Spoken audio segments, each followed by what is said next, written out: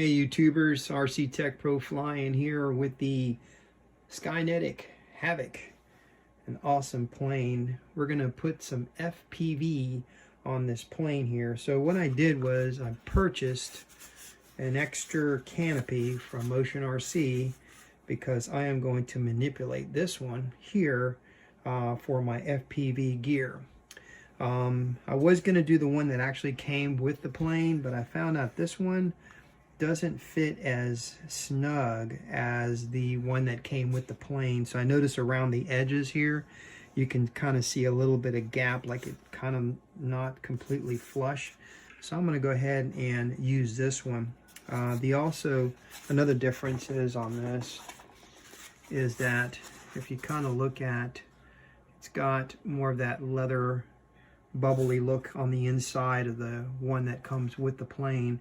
And this is a replacement one canopy, and you notice it's real smooth, so it's basically just a replacement, but it just doesn't fit exactly as the one that came with the plane. So I'm going to go ahead and put the FPV gear on the one that I've received as a replacement.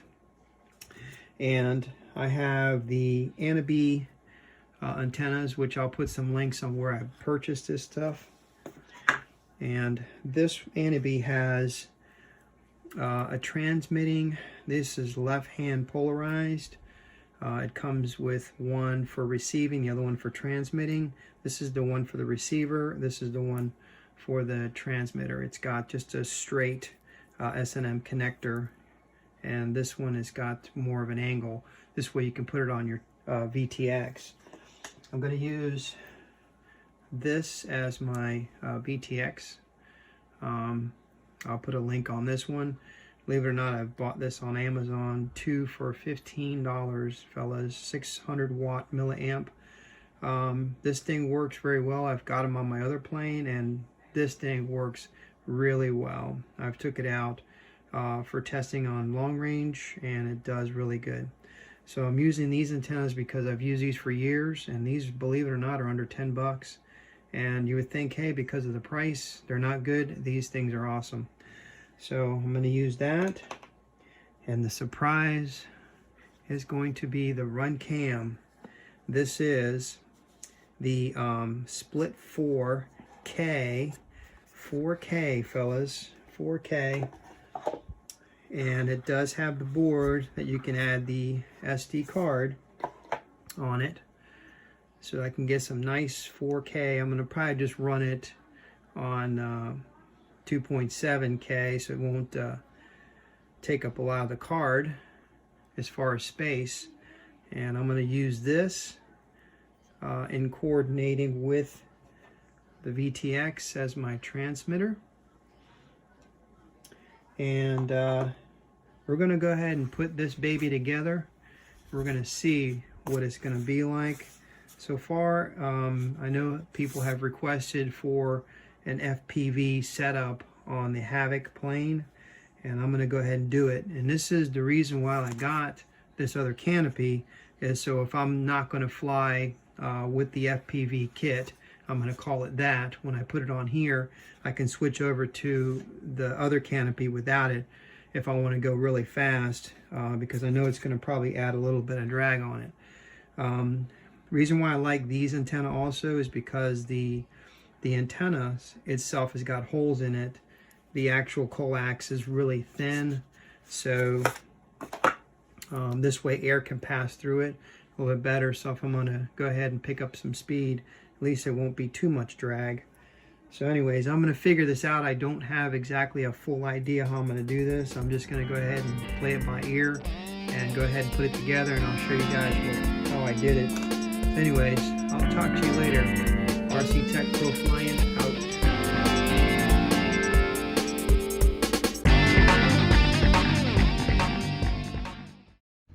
Hey YouTubers, RC Tech Pro flying. I want to give you our finished look at our FPV setup for the Skynetic Havok awesome racer plane. This is what it looks like. This is my antenna with my VTX. Then I have my RunCam 4K video recorder, because you can put an SD card in here, to record your flight. And of course you got these two buttons. One is for turning it on, and you can pause it and shut it off, and then this is our menu button. So if you look at it on a screen, you can make the settings on here. I just basically didn't go through the screen setup. I just basically hooked it up and ran it for the test. The video is awesome on the plane. And under here I do have a voltage reducer. I need to get a 5 volt. This is a 12 volt, so it'll go from my 4S and reduce it down to 12 volts. And then I have an XT30 connector, which I'm going to show you on the plane. Now, as far as from the one that came with the aircraft, which is this one here, you can see what I've done. Basically, I used a replacement. I ordered this from Motion RC and just used the replacement canopy. I didn't want to take the original one that came off of the plane because as I mentioned on my video, that the one that has a replacement did not fit smooth or actually perfectly on the body when I went to place it on here. And it just kind of around the edge here, you can see kind of around the edge, it just wasn't laying completely flat like the original one. So I decided to just cut that one off. I used an X-Acto knife to cut the adhesive from around it so I don't tear it up. And then I made a slit cut right here for the camera. And then I use hot glue to keep the camera in place.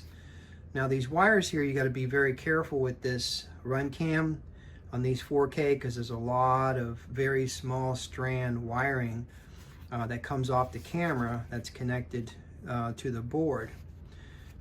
They suggest, the manufacturer RunCam suggests that you do not connect this directly to the battery, even though the voltage can go from 5 to 20 volts.